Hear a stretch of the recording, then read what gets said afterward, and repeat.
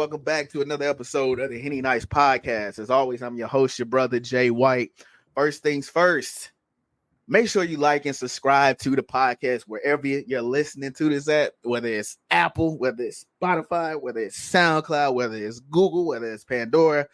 Make sure you tap in with the podcast, like and share. And as always, I appreciate the support. And then also with that, click that link in the show notes. That link tree will take you to everything Jay White related.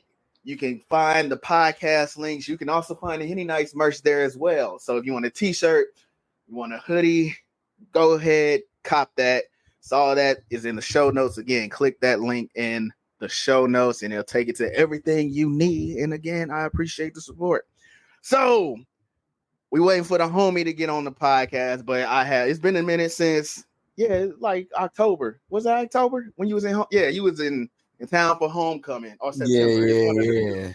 Damn, that's been a minute. Sheesh. I know, time flying and shit like that. But I know you recognize the voice or whatever. Brother Mars has come back to the Henny Nights podcast. And he's smoking one, relaxing and shit, real nigga activity. Amen. But my homeboy should be jumping on our homeboy. I'm saying it like this nigga don't know him, but our homeboy should be joining us soon. You know, he had to deal with something real quick. Shout out to everybody in Houston and Dallas and all that. Make sure y'all stay safe. You know what I'm saying? Y'all got crazy weather, global warming is a motherfucker. But yeah, man, Brother Mars is on the podcast with me. It's and crazy, I wanted to get go ahead. No, I was gonna say it's crazy. I wait on him to pop on to actually say his name, but he visited Chicago recently. We was like hitting each other up to like link and all that. Didn't get to actually catch him outside of work, but why show up at the office and this nigga like recognized my voice, turn around, he in my job. We work for partner agencies type shit. I'm like, oh, this is crazy. Okay. Super yeah. That's what's up. Yeah, shit. I might have to pull up to the gig when I get there, nigga. You know what I'm saying? So, absolutely, G. Yeah, pull up to the gig, see what's popping, nigga. Yeah, I'll be up there Thursday. Hey, bet. I got room on the couch for you, my boy. Oh, that's already squared away. I'm not coming alone, nigga. But you know, we'll be up there for a little second. So you know, I'm gonna tap in and see what niggas on. So okay, bet.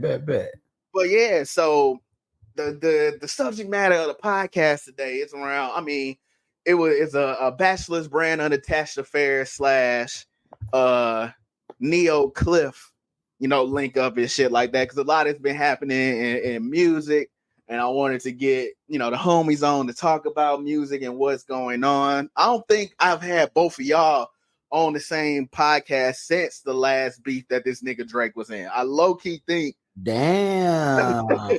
Ironically, funny enough, the last time I think I had both of y'all on at the same time, Drake was into it with Push.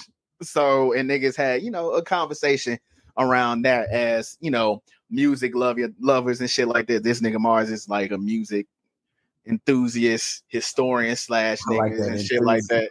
Yeah, enthusiast, nigga, you know. But so it's been like what 2 months now since the initial bullshit, like maybe even a month and a half. Yeah, somewhere around there since the, you know, the beef of probably the last 10-15 years, you know, WrestleMania type shit has kicked off or whatever. You know, I think it's a good time now that the noise has died down or whatever. To you know, circle back to it and talk about it or whatever. But I feel like, speaking for you, I think we're both in agreement that Kendrick won this shit, right? Yes, absolutely. Okay, cool. So you have had like you don't hate Drake. Let me say that. You don't hate Drake. Yeah. You know what I'm saying? You even gave him more credit than I thought you would give him and shit like that. Yeah. But you have some very interesting takes about the situation and leading up to the beef and why you were like, yeah, Kendrick is going to get this nigga or whatever. And so, and it's based around facts. You know, I think that gets lost when people, you know, take up for their favorites and shit like that. Right. Facts tend to go out the window, and a lot of people tend to use the excuse of, well, this man has this many number ones and has this type of success. When it Right. comes down to actually the skill of rapping and actually putting together bars and putting together that shit that makes you make the face like, ooh, this nigga going in and shit like that. So I wanted to get y'all on to talk about the beef or whatever. And like I said, you had some very interesting takes. So I'm clearly the floor is yours right now. So I want for you to share your takes about Kendrick versus Drake and your takes on Drake in general. So go ahead, bro. I just had to take a little shot of the mezcal, man. I had to loosen up. This is gonna be a doozy. Okay, where do I start? I guess I will start with the good first, because I'm probably gonna go in on Buddy a little bit, not super intentionally, because like you said, I actually do like Drake. I wouldn't say I'm like in the higher end fan category, because it's a lot of things I don't necessarily respect or like about him, but I'm like enough of a fan of his music. So I'll start there. Then I will say he is really good. This is in the wake of several exposés. We living in a day right now where niggas is dropping new leaks of reference tracks that he got from other niggas. So, you know, all things considered, even with having ghostwriters and reference tracks and all these other things, I actually still do think that he is a generational talent and one of the best rappers to ever do it. My beef is actually not really, because he's a phenomenal songwriter as well, even with the R&B shit, which is typically kind of where I tend to fall off from him. He got some shit, but like that's a lot of people really like R&B Drake. I'm not a big R&B person in general, as you know. And the type of shit that I like is like, you know, we'll get in our Usher bag or something like that. But like, I fuck with motherfuckers who can sing, who got soul, things like that. And Drake is not that, but he's a damn good songwriter. He can hum a good tune, you know. Yeah. You definitely give me more neo soul vibes for sure. Like, yeah. niggas love that one, but it's true. I do. But I also, you know, I fuck with. I mean, shit, it sucks that I don't really play his music no more either. But like, my mama was a big R. Kelly fan growing up, so like I fuck with that. But R. Kelly had soul, like you can hear that shit in the nigga voice. Yeah, and it also, stems from the church. Yeah, exactly. And like, he also black, and not just like black, like, oh yeah, I have a black parent, I'm from like some sort of from Africa slave lineage. Like, he is a nigga. And that is really my big gripe against Drake at this point. One, he just never was a real nigga to me. But because this is also the most dominant and influential music genre as well as culture in the world, like, I just didn't find him fitting to be the face of hip hop as it grew to this global prominence and dominance over the last decade, really about 10, 15 years at this point. Like, healthily, what Drake dropped So Far Gone in 09. I was a big Drake fan back then. I know me and you, we was rocking with like Replacement Girl. Replacement Girl was my ringtone. What's the shit? On my phone at a particular point. So like, I was really rocking with him. He was a little more hip hoppy back then. I just really liked him because of his approach to rapping and song making and concepts. He was smoother. You know, he's still smooth nowadays, but I did resonate with that particular Drake. I was even a big fan enough of the guy when So Far Gone dropped. Like, I stayed up. You know, that was back when niggas was blogging and everything still. I was up here, but like, shit, my man's Christian. He was my roommate at the time or whatever. And two, he stayed downtown in Chicago. And I was up till maybe 3, 4 in the morning waiting on like fucking Two Dope Boys to drop it so I could post it on my blog, then go to sleep before class. So like, it's not like I'm like, I didn't never really like him, anything like that. And that was with him kind of like singing and all the other shit. But the thing that really happened was it's them first 3 albums, which are really big for him. And I think those are very defining moments for how Drake has connected with people, how he got so many fans, you know, a lot of like early hits and things like that. you really are starting to craft like he's starting to craft like the Drake that we know him as today during this era. And a lot of his stuff was it lacked a particular rawness that I appreciate about music in general, but especially black music. It was a little too poppy. It got gradually like more refined and cleaned up and systematic over a while. Like Drake has a system to the music that he makes, and he's been really well at it, you know. And I don't want to hate on man's success because I do think he's got a lot of really big songs that I like as well. But when I look at the overall body of work, I just kind of it lacked a particular sense of adventure and ambition as an artist, capital A artist, that I personally just like really admire and respect about musicians. Because like even with somebody like a Hove, you know, like we know Kanye is on that list, shit like that or whatever. Hell, Rocky tries shit out, Travis tries shit out. You know, obviously like more underground, less popular artists, they experiment all the time because they're not necessarily in the mainstream. So you have a little bit more freedom with that. Wayne tried shit out, you know. Drake just never showed me any true artistic ambition. And like, you know, hard work and output is one thing, but it just started to feel very commodified and like McDonald's-y after a while. He did pick back up with me though. Like if you're reading this, It's Too Late was my shit. Fucking Views, my shit. More Life, my shit. I actually DJ quite a bit of like honestly never mind. Like it's some good, you know, I DJ it's house music and shit. So yeah, for I sure. slide shit like that in, but like the songs themselves be feeling kind of empty.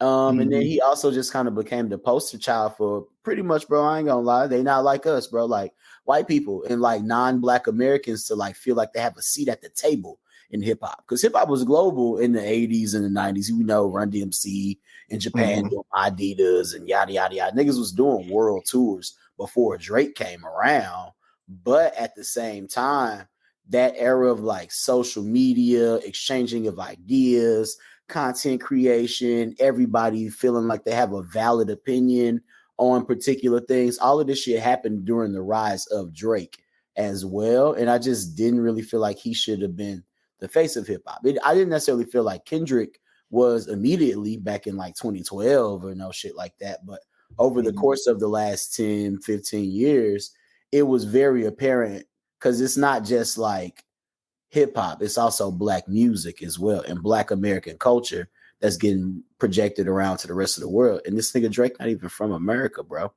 So yeah, that's kind of where I was feeling like, oh shit. Not to mention Kendrick Lamar is technically skilled as a better MC. And that's with all due respect to Drake, because he's really, really good. I do think like the ghostwriting, that impacts his legacy quite a bit because it's just way too many of them now at this point. A few of them here and there, it's whatever, you know, like fucking Dr. Dre got fucking Steel DRE written by Jay-Z and shit like that. So it's right. whatever. But motherfuckers wasn't looking at Dre like a top tier. Right. I mean, yeah, he a producer. Anyway, artist. Yeah. Like, you know, the Chronic is. Yeah. And we'll talk about that. And then even the Chronic 2000 and shit like that. But like Mugs weren't. Yeah. Facts. But nobody was looking to Dre as like, right. Yeah, that nigga got top tier bars. You know right, what I'm saying? Right. He didn't need to do. It was more so his production that really got it. You really got it. It's rare. Excuse me. It's rare that you had a combo with somebody. That's what made Kanye so special, right? Exactly. Is that Kanye had the production on lock, but he also his lyrics speaking to the fact that you felt something. Right. Like motherfuckers know how it feels to be working a job that you didn't want to fucking work. Right. That's why Spaceships resonated so bad, so much. Motherfuckers knew what it was like to deal with a heartbreak and a bitch that ain't shit. That's why Heartless resonates so well. About 808s. I need to revisit that one. And right.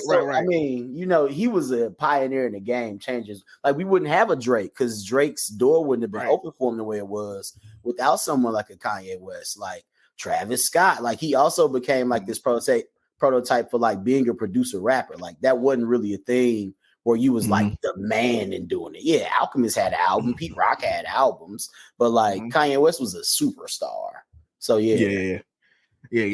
And contrary to the belief of the internet, Drake is not the first rapper to introduce melodic sounds or singing to songs, nigga.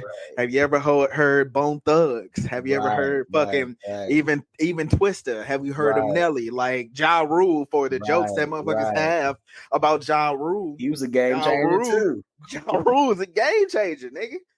So much so that 50, you know, even though 50 wanted to be, 50 copied that formula, bro. Oh, so yeah, like, sure, because it was a winning formula, bro. Exactly. And it feel good. It feel good. The music do feel good, bro. Yeah, it hit. Yeah, you know exactly. So, but yeah, I definitely agree with you on the whole like Drake. So far, even before So Far Gone, but like you said, Replacement Girl and comeback season. He was rapping or the more earthy tone beats and stuff like that. But it was relatable. It was a rapper who was like, nigga, I'm really trying to make it and chase this dream of you know being one of the best or whatever. And so it's just interesting to see a 37-year-old like at this stage of his career, even though, and it's funny because you said experimenting with sounds,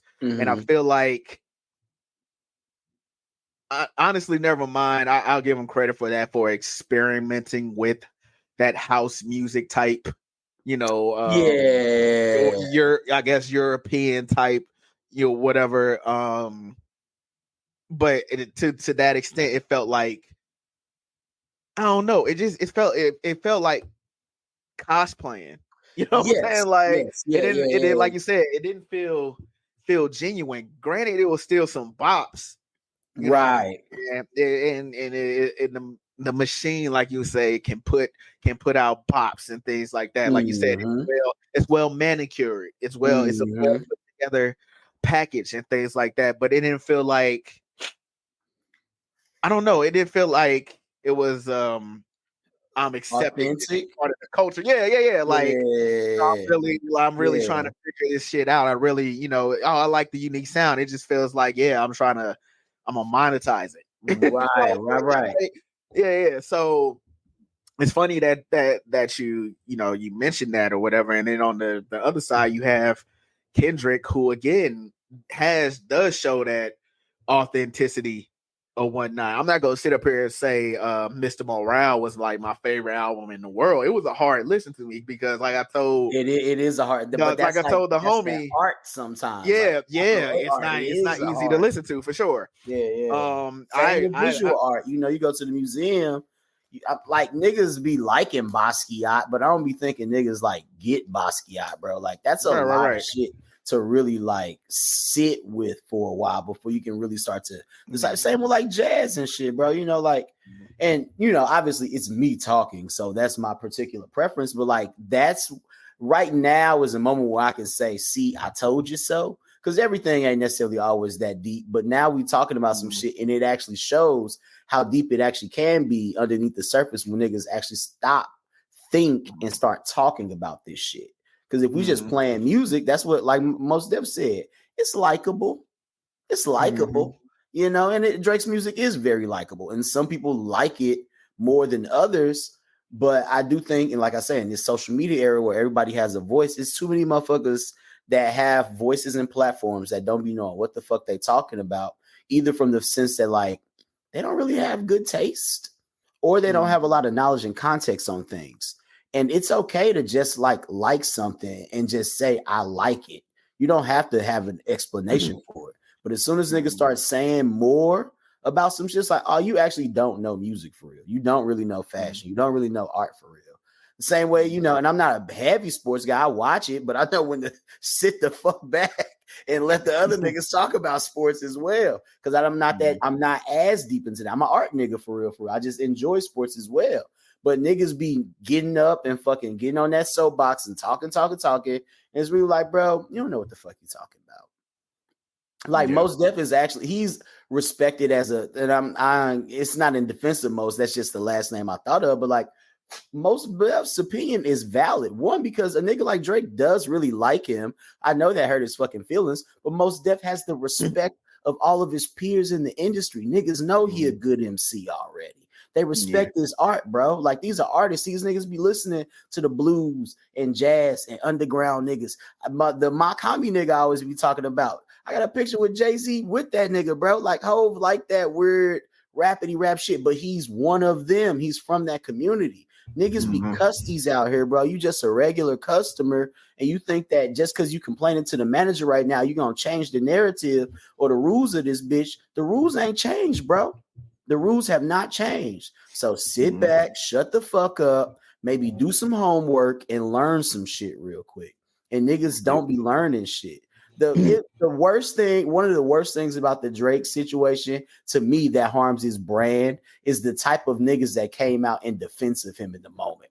Why would you even want to be associated with that fan base, bro? They all lame. They all lame. All of them. From the Joe Biden podcast nigga to the niggas on Twitter, bro. They all lame. I've not seen a single cool nigga be like, hey, Drake got this one for real. That has not happened. Yeah, every single body that's been like, nah, Drake won this, and we were speaking. I don't Academics? know. And we would speaking about that. It's like the barometer is like this nigga. And granted, the digital age, streaming age has changed a lot of rules to this shit. You no longer have to go out and physically buy anything or whatever. Right. It's a good and a bad thing. The good thing is you have a wider access to a variety of different sounds and artists to go down a rabbit hole and actually discover and be like, oh shit, like I actually like how this sounds from different regions. From different cultures and things like that and what shit.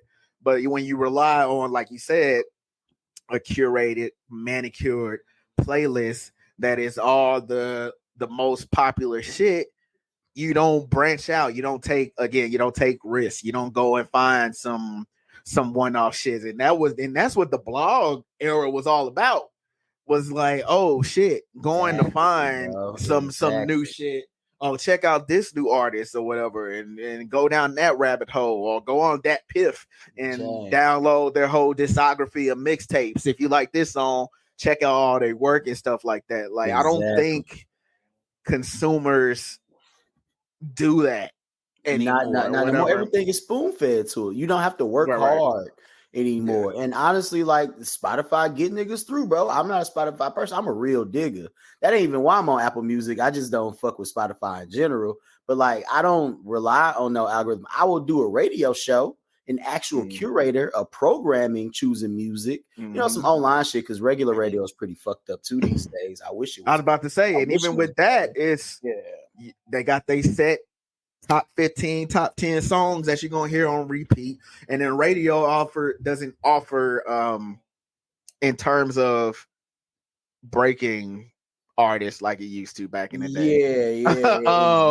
Exactly, bro. They're not speaking of anything of. There are some. Let me not generalize everything. There are some, but for the most part, the MCs, the DJs, the disc jockeys with the personalities aren't really offering anything of substance either. It's just hot takes and tea. And speak of hot takes and tea, hold on. Can I give you 2 quick points real quick? Because I wanted to do a quick little reference to something you said before we go to the next subject. What's popping, CT? What's popping, my boy? That's who I was trying to fucking segue into getting on this motherfucker. I wasn't finna go into So okay. I'm gonna run it real quick after CT get intro. My bad. No, the other person that we've been waiting on, my boy CT, Neo Cliff himself, what I'm saying, is now on the podcast or whatever. So like I was telling Mars earlier, CT, it's been a minute since all three of us have been on the podcast. Last time we were on the podcast, we were literally talking about Drake versus Pusha or whatever. So Mars was getting ready to go into making one of his points, and then we're talking about Drake versus Kendrick. And after he makes that point, I want to get your thoughts on the whole beef or whatever. But go ahead, Mars. Okay, smooth. So I will say, because I know you mentioned also the blog era for a point. I was gonna say, you popped that in my head, but a thing in the blog era that was really dope that happened was it was still people who were studying whatever the hell they were talking about and sharing, and they typically had something to say and write about it. Nowadays in the Twitter world, we're not really getting that. It's not that many people doing their homework so much as they're doing reactions to it. You could get a lot of engagement through reactions alone and trolling and all the other shit, but that works in a different way. I feel like blogging was kind of like the last little instance of kind of like music journalism proper. There's obviously still people that carry the torch, but print is also kind of dead now. So that's one thing. And the other thing was when it comes to like the radio programming and things like that, like these are programs, and also the other big program nowadays is streaming and the algorithm. Like these playlists nowadays, like niggas is working hard to get placed on a playlist the same way that niggas used to work hard for a DJ to like play their single a good time and give them a chance, on the radio real quick. So media has shifted, but we're also allowing essentially a robot kind of like formulate our taste for us. And I think that's just a very dangerous slope for us to go down. More people should do their homework, like look up inspirations, read interviews. We're in a very visual society now. Sometimes you got to sit down and read that magazine article for real, if you're really trying to like tap in and do your Googles, if it's a sample or some shit like that, like figure that shit out, because that's really how you gonna understand this stuff a lot more. If you just let the algorithms tell you that, Tame Impala, Tory Moi, Drake, and fucking Lana Del Rey is who you should be listening to right now, you're gonna have a long, tough ass life of normality and being like everybody else ahead of you, for real. But I'll leave that at that. Because, like you said, writing actually, you took time with the shit.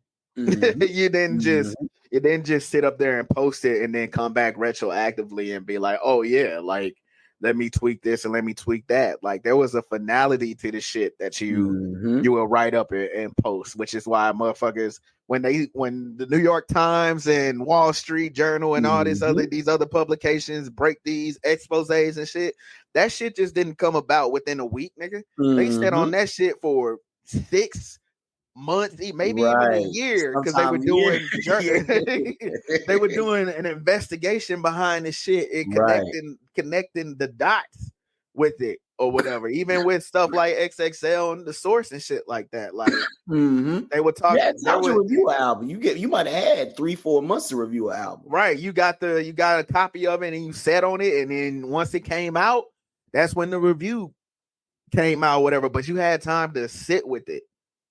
It wasn't something constantly bombarding you in the face every fucking week, like new music. You had to used to let projects breathe and shit like that. But yeah, so DT, if you can hear us or whatever, I'm assuming that in the Drake and Kendrick beef, you're on the side that Kendrick won it, right?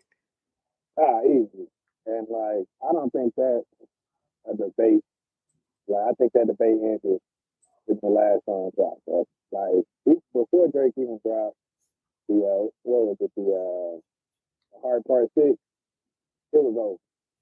Like, I think that's the consensus. I don't know how anybody could really debate that either. And like, I know y'all probably got into like the strategy deployed against him. But like, bro, put on a straight masterclass, bro.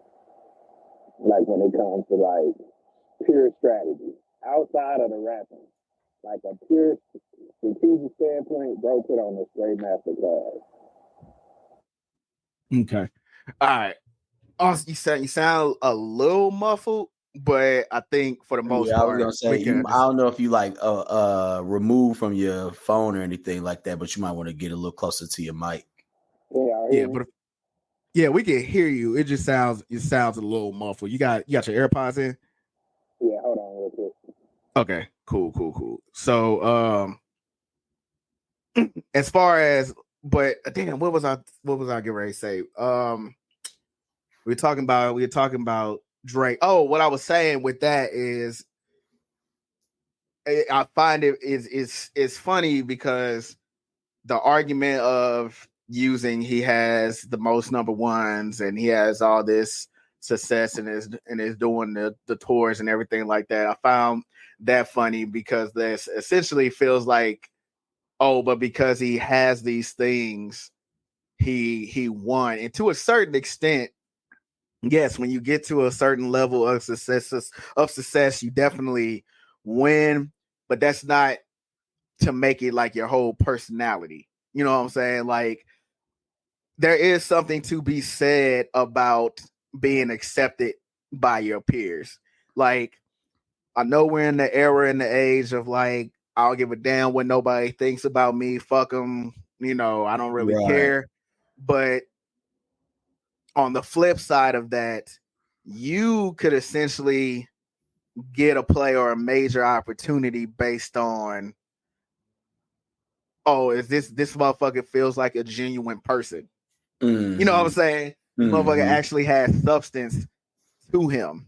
You know what I'm saying? And so, Yeah, and I mean, also, like, I think that looking at commercial success is important to a degree. Because honestly, another reason I respect Drake is the fact that it's very hard to be a consistent hit maker in the way that he facts. is. Like, niggas have hits from time to time, you know, that you lucky if you get a hit. But he's been Right. able, you know, and I mentioned he got a formula and shit like that. That formula works for whatever fucking reason. And I respect and admire that about bro, just because like it's not easy to like satisfy a lot of people all at once on anything.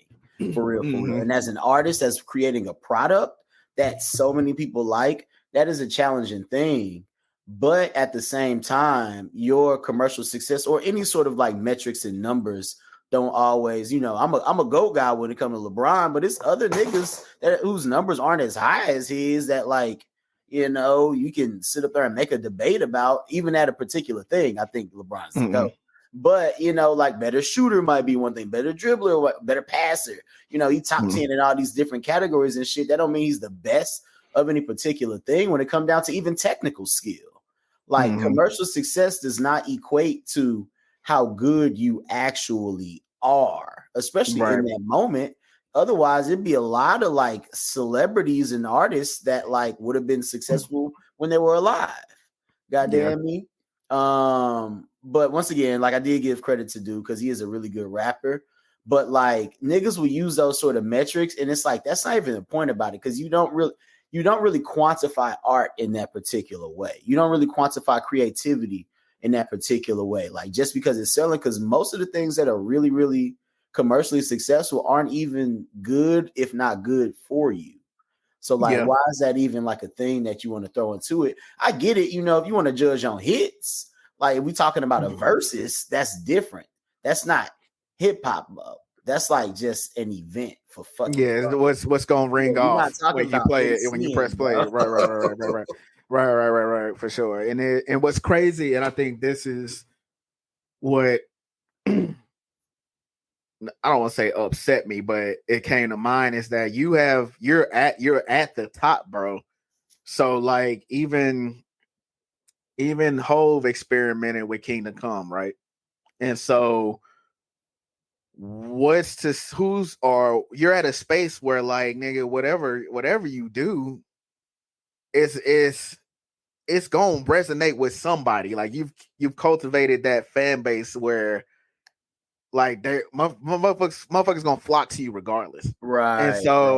And so like maybe his honestly never mind was that or whatever, but it was just like where motherfuckers was talking about where the growth, there's some truth to that, nigga. Like it's your whole, I guess, ambiance or whatever you want to call it, it's just fucking hoes and being a fake thug. Like, nigga, I know there's other shit going on in your life versus just, you know, satisfying, you know, Gen Alpha. You know what I'm saying? Like, it's gotta be something else. Like, nigga, you're our age. Like niggas is, you know, still trying to figure shit out career wise. Niggas got kids. You got a kid. You got all these things that you can talk about, and I know you can spin it in your own way where it will ring off. You know what I'm saying? But it's just like not there. And now you come up against a nigga that can, like you said, actually does that shit. He talks about his demons. He talks about his mental health struggles. He talks about family issues and identity issues and like a lot of things that society like that are like hot topics with society too. Over 7 on top of being, you know, a black man and shit like that. And that's the shit we want to hear. And I think that's the other thing that we realized out of that, like, yeah, nigga, your experience really ain't the quote unquote black experience, nigga. Right. You pitched that for at a very early point, for real. And so that's kind of my thing. Why I was saying I just also didn't really feel like he was the best suited to be the face of hip hop, as it's this big global thing that it is now, bro. Like that really upset me when I saw him in the club with that little RT kid or whatever. First of all, that little kid shouldn't be in the club anyway. But you, the biggest rapper in the world, taking a picture with this kid in the club on a school night around people that are probably fucking 4 times his age. That's crazy, bro. Like you're an enabler of particular fucked up behavior, and it's really that deep. Like he not necessarily the worst example, because it's even more bad examples out there of the type of images that young black men especially are picking up on, but also this should affect young black women as well. You know, it's just like you should not be the person that's like, while this generation already needs help, the face of this shit that's truly like influential over the youth and the culture in the way that you are. So I also was just here for this nigga to like just get that fucking like player card taken away from him, for real. Because like I say, when you look at the fan base, bro, and you start to see the people that's really in this guy's corner, it's like you are that fucking like you are that anchor for a lot of people, and the wrong people, bro. They not like us. Creeps, weirdos, pedos, white people, too many white people. I like some white people. I got a lot of love for a nice little chunk of them, especially in the hip hop game. But these kids on YouTube, these fucking Gen Zers, get them out of here, bro. They don't even know this hip hop shit. It's just a commodity for them. And I think Drake commodifies hip hop and black culture in a particular way. And it just, I don't know, I couldn't really put my finger on it, but it just gradually over the years, like, this is interesting. And now I think with this whole Kendrick and Drake shit, it's kind of the culmination of it. I think Kendrick might be the generational talent as far as like rapping goes. I don't even know if he is the quote unquote face of the rap game. I do think that the new generation probably could use a new face and like some new energy, but Drake was absolutely not it, bro. Like subjugating black music to these very superficial things, partying, being toxic, you know, getting money and da-da-da. Like he no sense of community on shit. It's always like essentially being a bad piece of shit nigga when it comes to dating the shorties and shit like that. It just never really sat well as like the example that one black culture should be portrayed as and what the culture actually needs to be feeding itself. And he don't go sit the fuck down. Yeah. And then also with like those top artists too, when they dropped projects, shit would shift. Like you know where you were when, you know, the first Blueprint came out. There was a shift with the soul, you know, with the soul samples and shit. You know where you were when College Dropout came out. There was a shift. Shit, even with, you know, ATL, the ATL sound and ATL rap scene popping up and shit like that with Jeezy, Gucci, and T.I.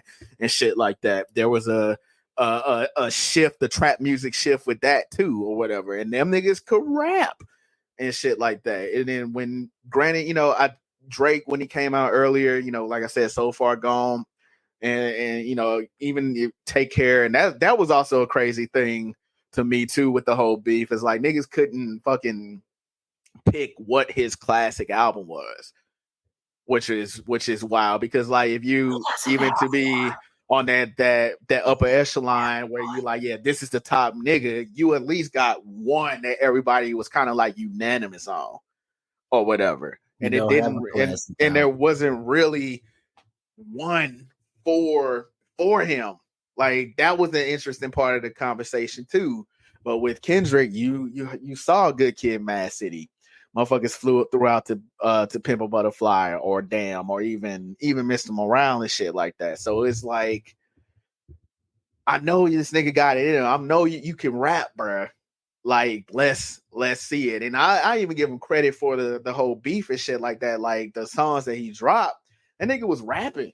It was So good I was songs. like, Good songs. right, he was spitting. I'm like, yeah, okay, cool. But it's just like CT was saying, it was just so strategic with Kendrick, you know, especially the Friday night where he just stepped all over that nigga's shit. It was just like, damn, nigga, your shit wasn't even allowed to breathe. And it was 15 ready minutes and later on prepared. his ass, yeah. Right. I think It was prepared. CT was saying something about the strategy early on too, and we didn't talk about the strategy, but what was your perspective on that, CT? Yeah, can y'all hear me now? Yeah, you sound much better now, Yep, a nigga. lot better. All right, for sure. But nah, what I was saying earlier, man, is like outside of the rapping, because I'm gonna say this up front, both them niggas was rapping, and like I hate that everybody makes it seem like from a rapping perspective, it was a one-sided battle, because like all bullshit aside, when you put all them tracks together outside of the AI joint, we throwing that out. Both these niggas was rapping. Like I was actually happy to hear Drake back in, like, be able to find a pocket. Yeah. And like just really just go into his shit. Like, because personally, like before what's the last joint with Kendrick? I cannot think of the name right now. Not Like Us. Not Like Us. All right, Not Like Us. Before Not Like Us, Family Matters was probably my favorite joint.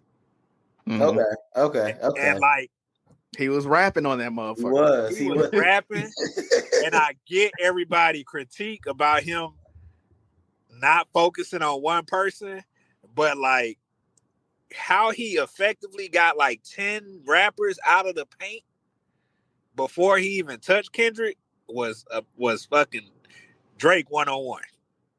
Like he got Rocky out of here, Metro. Like he cleared up the Future shit. He got on Ross ass. Like he effectively got all them niggas out of the paint. He went crazy on the weekend. And to be honest, like he had that niggas shooting each other, ain't they? bruh, like crazy shit. But on top of that, he actually had a point where niggas was like, damn, Kendrick beat his wife. Like niggas was really on that. But going back to the strategy, because that song right there could not breathe, like Kendrick legit cut that, like, and like Meet the Grams. That shit was heavy too. It was great for what it was supposed to do. As a standalone track, it wouldn't have done it for me, right? Like I think Euphoria is wrapped circles around Meet the Grams. Not Like Us definitely does. You get what I'm saying? Like the 5 a.m. in Compton, whatever, that shit. I like that better than Meet the Grams. Really? As standalone songs.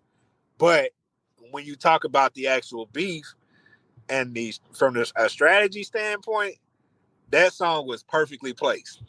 Yeah. Yeah. I really do believe it's a mold over there, man. Like these new leaks and everything of reference tracks again is coming out. I'm like, yeah, somebody definitely like don't like Drake. And in regards to that, I had a question for y'all because I was listening when y'all was talking about like what Drake stands for, right? And like there is a clear shift from what Drake used to be to what Drake is now. Yes. Right? Like there was a point when Drake was known as like the lover boy, like legit, like, oh, this man singing to women, he crying to women, he falling in love with strippers, to the point now where he basically a fuck boy, right? Like, where was that switch? And I had a conversation with somebody about this like 2-3 weeks ago. And that switch was when he got denied by Rihanna on that stage. Yeah. He was presenting her that award. Yeah. And like that's when we got this new form of Drake. And honestly, if we being honest, That's when he tried to take on Future's persona. Oh, okay. Okay. Ooh. If So you, the year, what year was that where Rihanna he I want to he say tried to that kiss was him? like 2015, bro. I want to say, Okay. and which would line up with the joint he did with Future. Okay. Let me That see sounds here. about right. That does sound about right. Now, my timing off, we can fact check later, but like I want to say Okay. those two events line up damn near perfectly. Okay, so that was 2016. And what album came out? Views came out in 2016. And what's crazy Well, is Views came out before that Yeah, on stage shit with Rihanna. Yeah. if because you were like they was on 38 stage together a now, lot for work Right, and right. all that shit. Yeah. Facts. And Rihanna was on Views for it with Too Good. that take Yeah. care of you, I think. Yeah. Yep. Yeah. So Yeah. I can see that. I can No, see that. I that can see makes that. sense. And then he does the line with Rocky too about who you think I was with around that time or whatever. So, yeah, that could be it. I don't know. To me, that's just another one of those things though when it comes to the maturity of this situation. Yeah, he went on tour with Future in 2016. Yeah. Rihanna is his origin story, bro. Yeah, it really is. He's heard about That was his that. beef with Chris Brown, bro. Okay, so in other words, when Rihanna rejected that nigga, that was the one that. So essentially, Rihanna is the one that got away. He absolutely. We all saw him chase her, and she just didn't go. At least publicly, ain't no telling what happened behind the scenes, or whatever. It seemed like they did date, but like not being able to bag who he probably wanted that to be the Beyonce Jay-Z situation with him and her, and it could have probably been as big as both of them are. That's a tale as old as time, nigga. The shorty, the baddest shorty in the world, whatever. And y'all kind of interacting, whatever, and you do something that may have been weird or like been off-putting to her. Essentially, in one of her biggest moments, because she won the Vanguard Award that year, right? Yeah. So he tried her to kiss biggest her on moment, stage, bro. you tried to get a moment or whatever, be like, let the world know you fucking with her, and she like, I ain't really on you like that. And yeah, that nigga, that's tough. And like, ironically, was jaded. Exactly, bro. And then you see a shift in his music from that point forward, bro. Like, you see that shift. And like, I ain't gonna be the one to say this, but I'm gonna say it because like I had a conversation with my wife about this. It's funny because we was like, if you notice, Drake always beef with niggas who just more naturally cool. Cause he lame. He a hater, bro. He not like us. But then, I mean, that speaks to what fucking Kendrick was saying, nigga. You took your swag from Future. You took your shit, the lingo from Lil Baby. You was hanging out with Quavo. You was doing this. You was doing that. That essentially speaks to all that shit. I do. I feel where you coming from, CT, but I think even beyond like the dropping strategy, I think just kind of like the weight of truth that was in Kendrick's 1000%, bro. Really like, and that's why I like Meet the Grams a lot. Like the expose of like the possible second child is crazy. The way that he talked about their child to his mama and daddy was nuts, bro. To his son, I was like, that was a very surgical thing to me or whatnot. And I mean, if it ain't yours, it ain't yours. But that one was crazy. But I think Kendrick was very consistent about how he approached it. He's flipped different styles. He came out with a bop, so he beat Drake at his own game and got the #1 song in the world for several weeks, which was nuts. Barring up at a top tier. I do think with like the Family Matters joint, I really like that record. I think he tried to do like the longer song situation like Kendrick again. If he would have chopped them up and like edited that video better, that would have like punched a lot harder. But Kendrick was sitting there ready with that last fucking song. 15 minutes.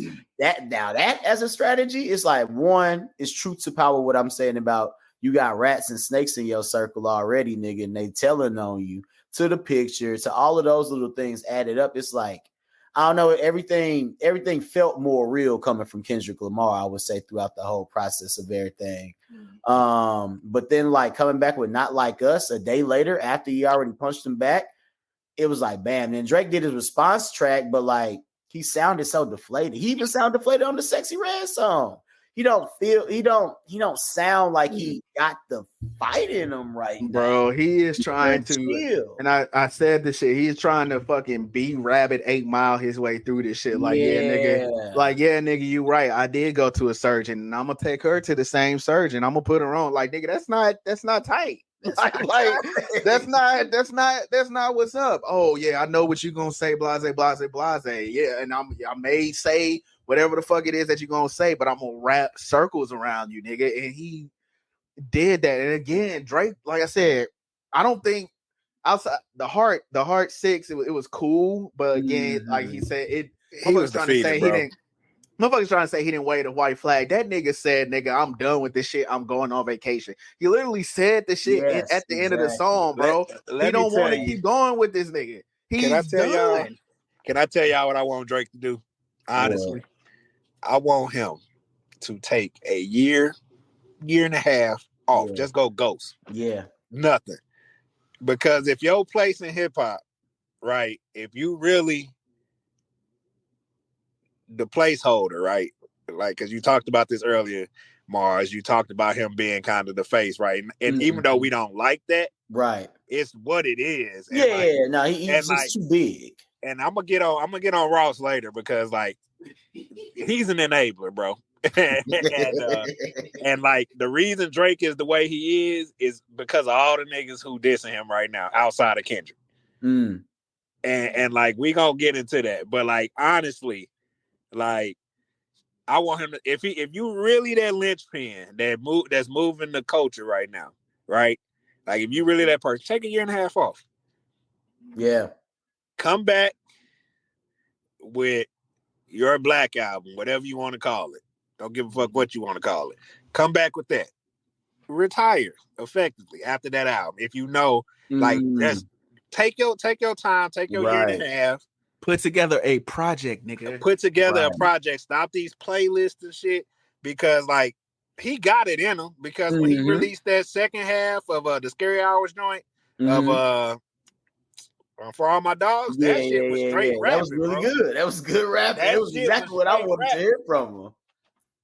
And like people slept on that little extra he dropped, but I'm like.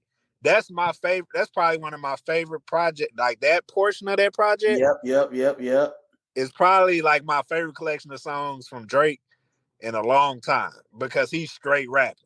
Yeah, and that's my favorite part of Drake in general. I don't necessarily love a lot of the R&B stuff, but it also I think either because of like the fuckboyness of it all, I don't always really relate to it for real, because that's just not the type of content I'm trying to consume when I'm listening. I'm trying to listen to love songs for real. He do not be making love song music. But at the same time, it also just feels kind of like sticky. Like I wish there was some vulnerability to Drake on that side. And I think it's more spitting game and trying to get to the draws, which I know that's what niggas do when they throw the Drake on. And the shorties like it, so it worked. But it just, I can't listen to that for me to kind of like catch my vibe with the shit.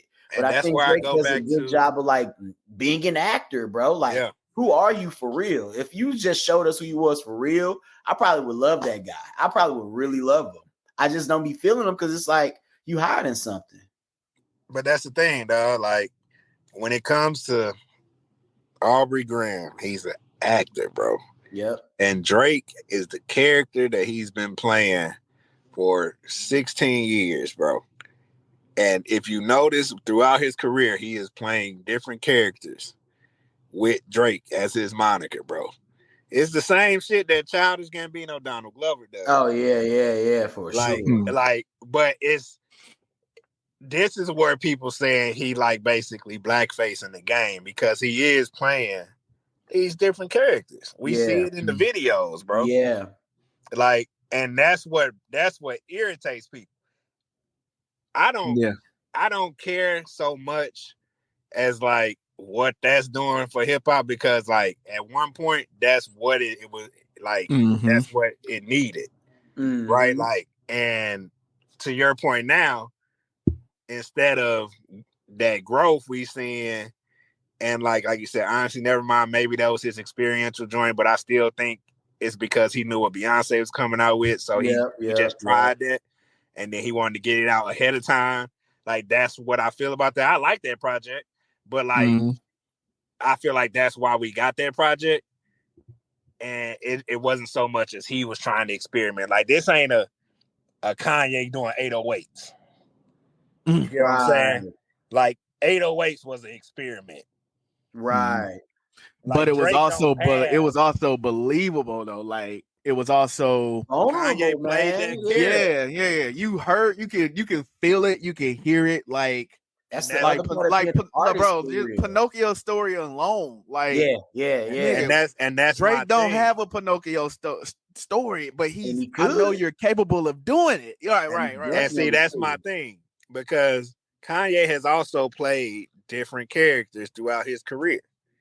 Like, right? Like 808s is a character of Kanye. It's just real to what he was going through in life. Right? Like, so like, I mean, he changed his whole persona with that album. Yeah. Now he gets into a whole like motif, like, but he's great because he also knows how to package his product. Really exactly. Yeah. And that's what we missing with Drake's characters. Like Drake's characters, to me, they're less about where he is in life and more about things he sees in his life. You get what I'm saying? Like Kanye is a good example of somebody who personifies what they going through, and they put that in their art. Yep. Right. Like Drake is a person who's like, Drake is someone who knows how to draw. Right. But Drake ain't somebody who can create that on his own. You get what I'm saying? Kanye can draw, but also he can just get a canvas and just create something. Drake is one of those people. Like I know a lot of people who can draw pictures that they look at, but we're like, hey, bro, create me a character. They cannot do it.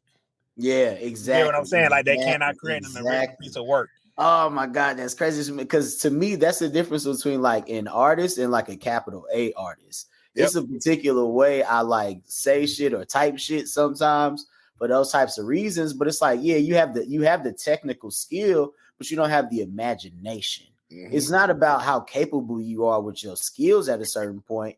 It's about what are your thoughts or your ideas. At least that's my approach to a bunch of shit when it comes to art and creativity. I mean, music, how I assess DJs, because it's niggas that can go out there and play a bunch of jams, but that's not what I personally value. And, you know, people have their own different things, but it's like my favorite compliment is when somebody come up and ask me what song is this. Exactly. Like I love educating and putting people on to shit or whatever. You know, you as an artist, like Kanye is always.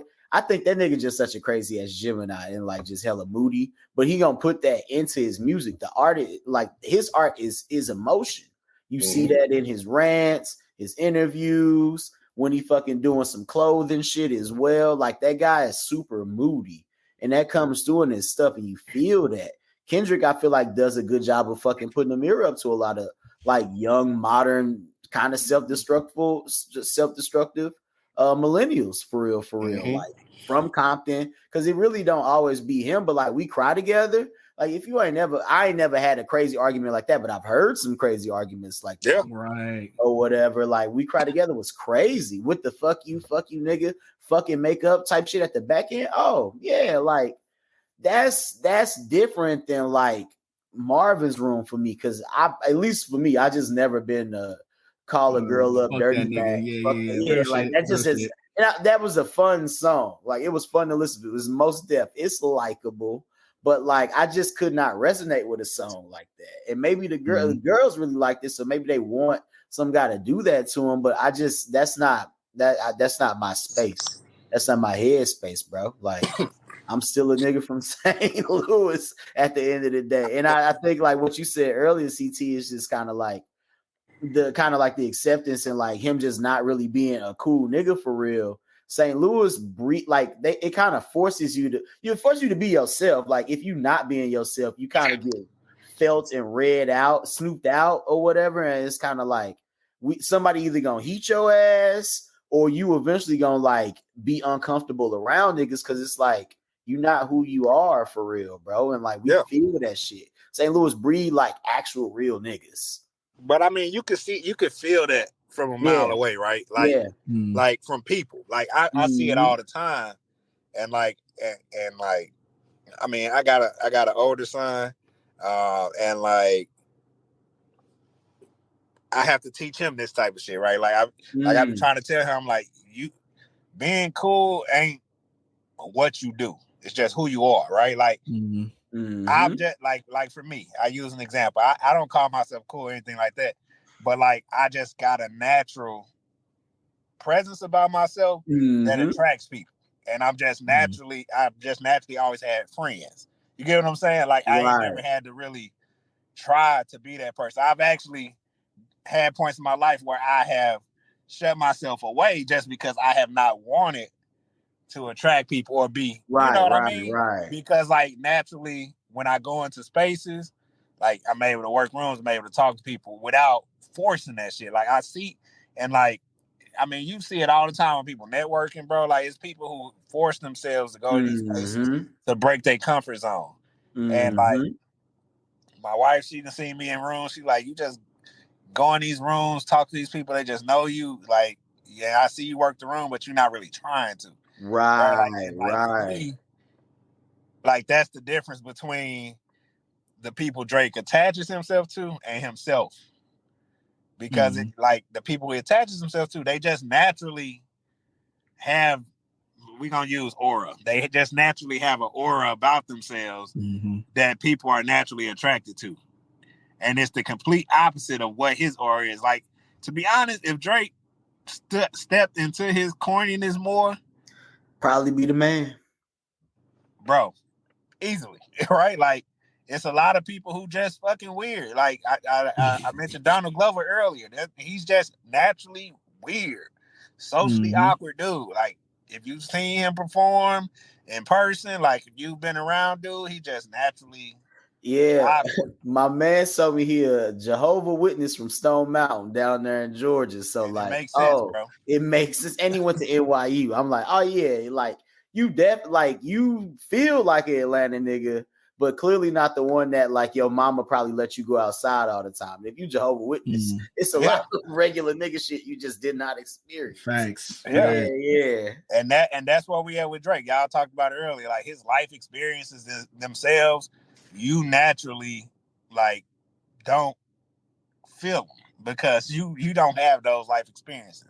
Like his life experiences that we've seen, that we know about, that's why a lot of white kids, right? Like right. They closer to them than us. Like like when Drake talk about going to get a Tahitian treat, like I'm like, did you really, bro? You know what I mean? Like, did you really go to the corner store get a Tahitian treat?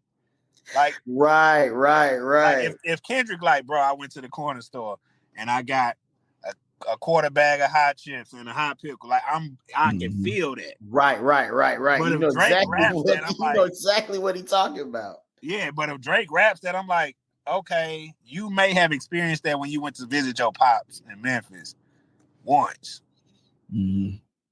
Whereas Kendrick, that was his life. Like I know Kendrick from Chicago and lived in Compton.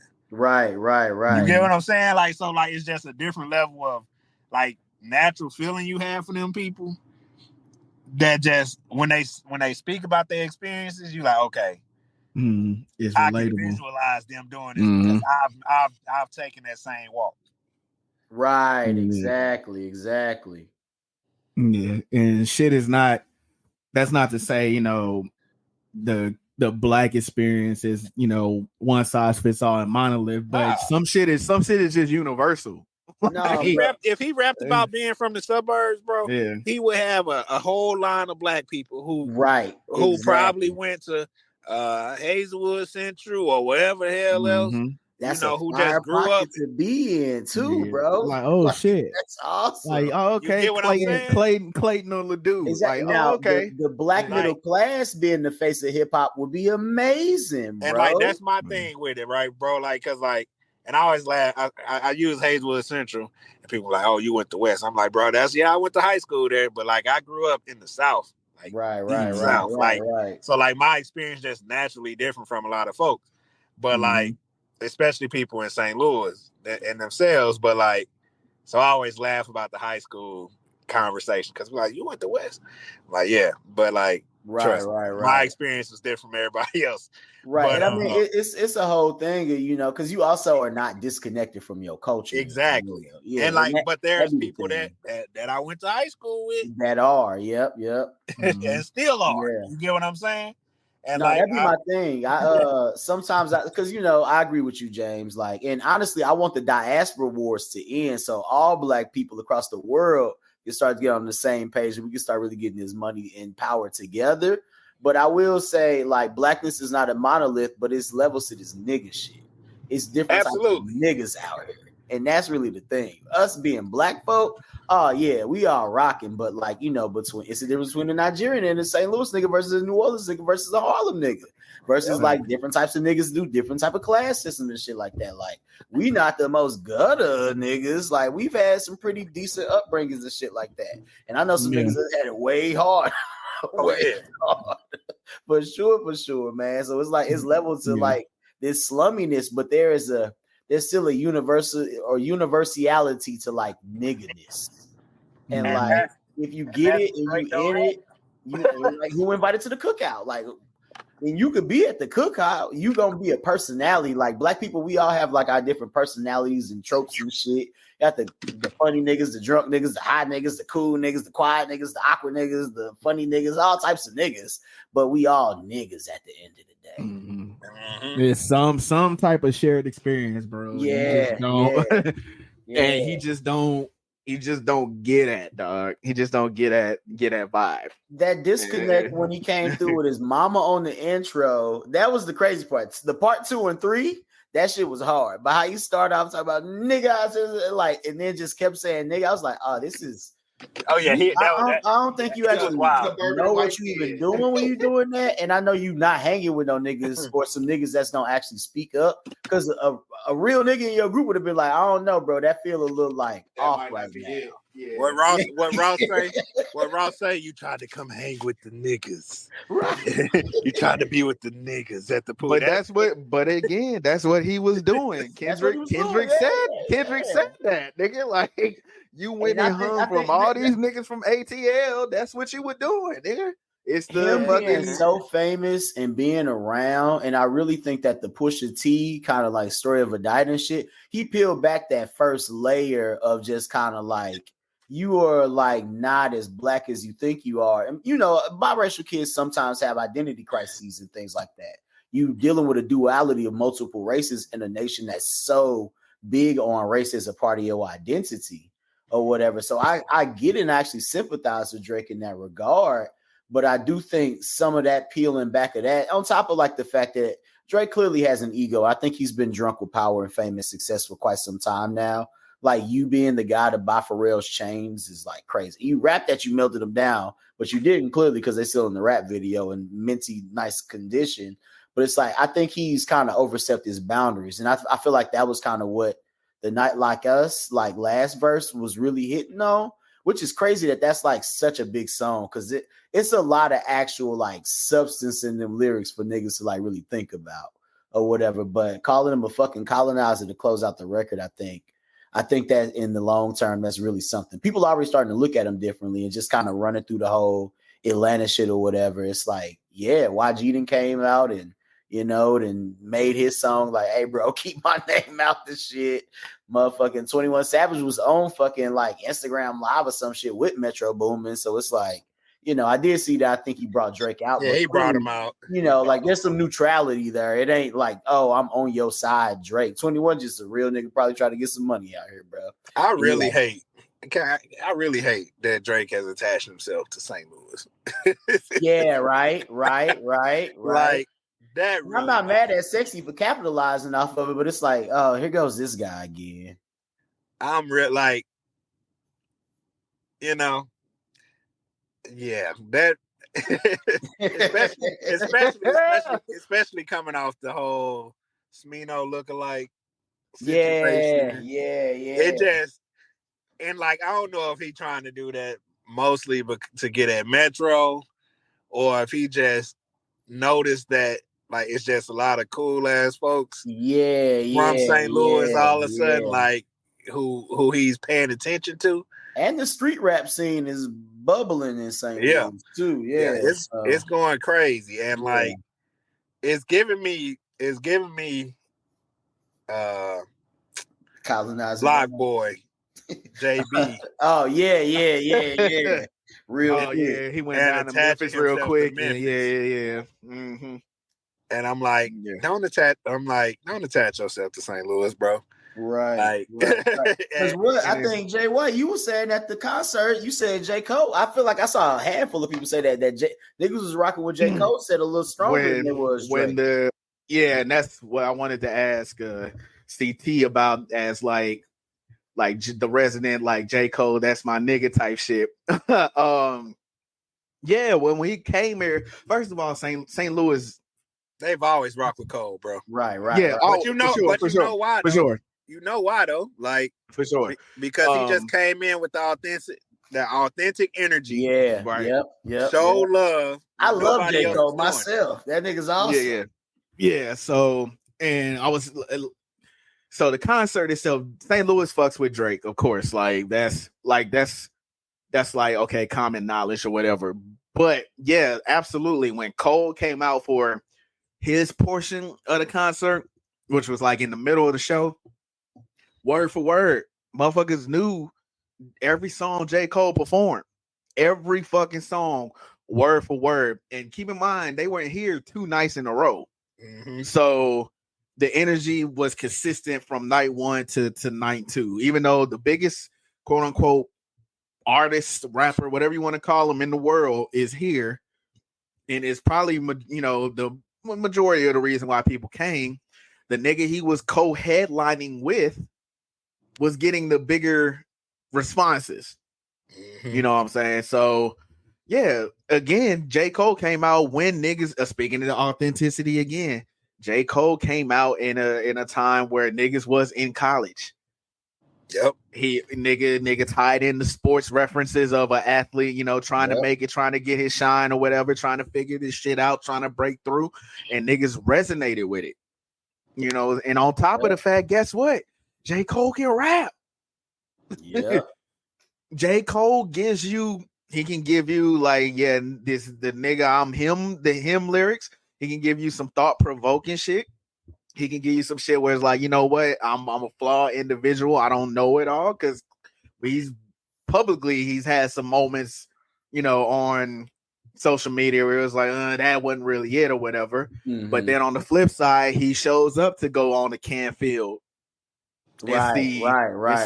Where Mike Brown and everything happened at. You know what I'm saying? He's out here with the people. But you know what I'm saying? That's you know what? Like, all right. So I'm gonna just get into it. So like when he apologized, right?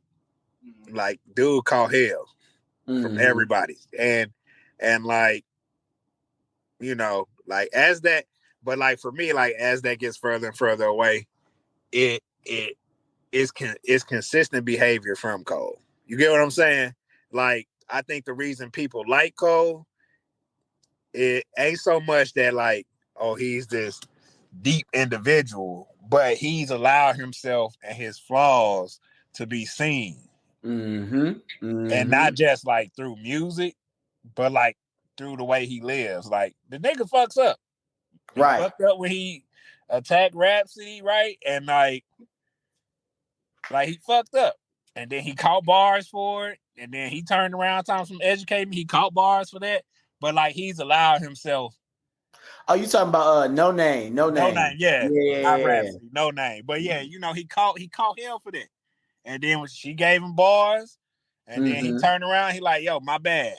And then a very honorable moment, actually. Very respectable. Very respectable. Because niggas take fuck your L, up. nigga. Like, he had to take that L. Like, take your L. And like I was very harsh on him with his apology. And like, I still don't like the way he did it. Like I feel like that's if you was gonna do that, bro, like call Kendrick, hey, this shit over. I ain't gonna drop nothing else. If you gotta do it, do what you gotta do. You get what I'm saying? Like, I don't like the way he did it, regardless of who got in his ear and told him, like, hey, fam, step out the way because your boy is about to go crazy on your other boys. So just step out the way. Like, regardless of the situation, I don't like how he did it. I respect him for knowing, like, this shit ain't, that's about to happen ain't sport. Yeah, I wish he was in, but I respect his decision, actually. Yeah, like, I wish he didn't do it in a public forum that way.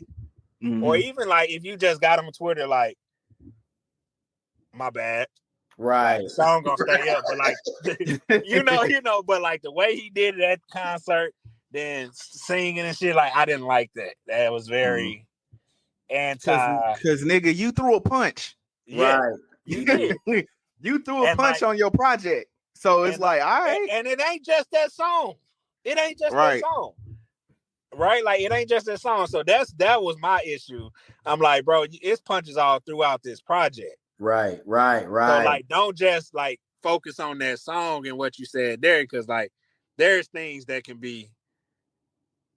You can break down that shit he did with Daylight, and there's multiple instances in there where you like, okay, he's talking directly to Kendrick, and it ain't the nicest. Man. I don't know how I feel about it. I know some niggas be wanting it to be head on. I'm here for a little confrontation, but I also like I appreciate it in like the art of being a good writer. When like how the niggas be saying, you know, when Drake dissing you, but you like the only nigga that'll know that because he's saying some real specific shit. Yeah, like, it's cerebral. It's some thought behind it. It's some sicko shit, but I fuck with it. And like what I wish Cole would have did in that moment, right, was allow your homie to make the difference. Because I feel like Kendrick would have heard that and he would have did it on sport. I don't think Kendrick would have been on some personal shit with Cole. Yeah, because I actually think that he does fuck with J. Cole. He does. Like he said it. He was the one who told the nigga, so clearly they fuck with dude. They said Schoolboy. Because if you remember, Schoolboy opened that night at Dreamville Fest. Mm-hmm. And so, like, and Cole was already clearly he been talking to Absol and everybody. Right. So, like, he probably, like, when they was all talking, he probably like, yeah, this shit about to be dope for the sport of hip hop. And then I think what happened was them niggas was like, yo, that's your boy. And this the energy he don't know because he don't fuck with your other boy. Right. So, like, it's going to be real hard for him to differentiate friend from foe type shit. And I think that's where he was like, I think that's where everybody internally, they niggas, was like, I think you should just step away from him. Now, I don't think they told the nigga to apologize. Right. I think they told him to just, hey, chill, because it's about to get hectic out here. Right. And he probably, because niggas obviously knew what was going to be said about Drake and all that other shit. So it was 1,000%. Yeah. And you know people was going to attach Cole to Drake. Yeah, of course. And that's what I think they warned him about. I think they warned him, like, if you proceed with this, you're going to be looked at as you're on Drake's side. Not, it's going to be not a Cole versus Kendrick. Together and all that other shit, too, at the same time. Getting money together. Literally. Exactly. And I think that's where they was like, yo, you got to pull back because it's really starting to look like you and this nigga trying to tag team him. And and I feel like Kendrick really was on some, like, I don't know if you, because Kendrick said it. He said in Euphoria, he said it. He said, if you my nigga, I'm YNW Melly. Right? Like he said. Oh, yeah, yep. That was a good bar, too. That was a good bar. He was like, I don't know where you stand, what line you standing on, but he gave him a clear cut answer right there. If you come back, you attached to this nigga. That's how I read that line. Like, yeah, no, I the same shit. If you my nigga, stand to the side because I got a real issue with him. That's how I looked at it. Now, if you're not my nigga, come with it because I'm ready for you too. But if you are my nigga, just let me get this shit off my chest. And we all got groups of homies. Right. And we all got groups of homies who 2 of the niggas then probably got in fights. And they like, hey, let them fight. I know these both your hoes, let them go. Let them But we men too, bro. And that I will say I actually really love that about being a man and a black man. Cause it's like, all right, bro, cool. Cause honestly, a lot of shit would be cool if you could get your steam off. Sometimes it's physical, sometimes niggas just going in on each other. But you work through that shit after you get your steam out your collar for real. Yeah. Yeah. And everybody like Kendrick really dropped them songs and gone about his life. I said Kendrick dropped them songs and went to finish his album, bro. Like, right. And he got it. He got his shit out. He got his shit out. We didn't hear all the shit. They said he got 10 songs. Yeah, exactly. So he was working. He was working. He did that shit in what, 1 and 2 sessions? They said. Yeah, yeah, he was working. So that nigga really got that shit off his chest, and was like, "I'm cool. I ain't gotta tweet nothing. I ain't gotta post no videos. This was me venting. This was my shit. I'm good." Right. He basically fought Drake and said, "I'm good. If the nigga won't keep coming, I got shit." You know he fought him because the nigga said you a bully and I hate bullies. I was like, whoa. That's what I'm saying, bro. It was just so much in them bars. Like clearly the industry is like, yeah, for whatever reason, they not fucking with Drake. But when so many motherfuckers do be buddy, especially when like you rich, and you really like in LA for real, niggas be hella like getting high and drunk and hanging out and having lunch and shit together. You see each other at the award shows. Whatever reason this nigga Drake is not around for, bro, I think it's something. Dude probably really is a weirdo. I mean, clear as day, bro. He buying niggas publishing and shit. That's crazy, bro. Yeah, I just want to make sure it's in good hands or whatever, when that day comes. Some weird shit. I could just see it now. The back end of Drake business is really some like white man shit. You, man. It really is like that's one thing I like you said, buying people publishing they chains and shit. That shit is weird behavior. Yeah. And it's almost like that's a different type of cerebral activity that you got going on. It's almost like a Stan type behavior, bro. Yeah. Because we know how much he loved Pharrell and Clips and all. Like we know that. He mad he ain't got a Neptune song still to this day. Which is crazy in itself, but a lot of his shit that you notice and you pick apart, it come from like that nigga feelings was hurt. Like that's the easiest way to say it. And once again, bro, love being a black man for whatever reason. I mean, we in a movement of it. I think it's still a lot of work to still be done, but I would say culturally, I know at least within our like more able-bodied and within our tier of motherfuckers. But even with young brothers trying to figure it out, bro, I think that we know how to kind of deal with the bullshit a little bit better. We a little more resilient. The wrong motherfucker that's in a different situation might really be out here crashing out off of nothing. Or that really be this girl that I really wanted didn't like me, and you try shit. It fuck up sometimes, but you ain't even got your daddy not around to even like give you that type of advice. Of course, correct that. Yeah, bro. Like it's usually somebody or your group of friends, if anything, even if you don't have a dad, but he don't have no black friends, bro. So it's like it's so like deep on like a cultural level for real, where it's just like damn. And when you think about it, bro, Human, Aubrey Graham, the human. Oh man, because Drake the character looked like fucking Tony Stark. Goddamn me, he's living an awesome life. But Aubrey Graham, nah, bro, it's definitely dark when that nigga sitting in that living room by himself. Yeah, fam.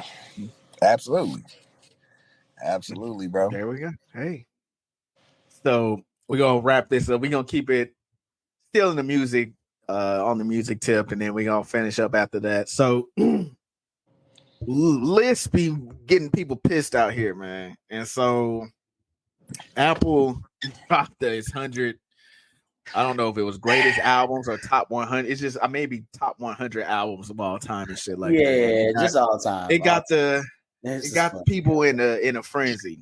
So I'm of the mindset I don't mind lists because it creates dialogue, right?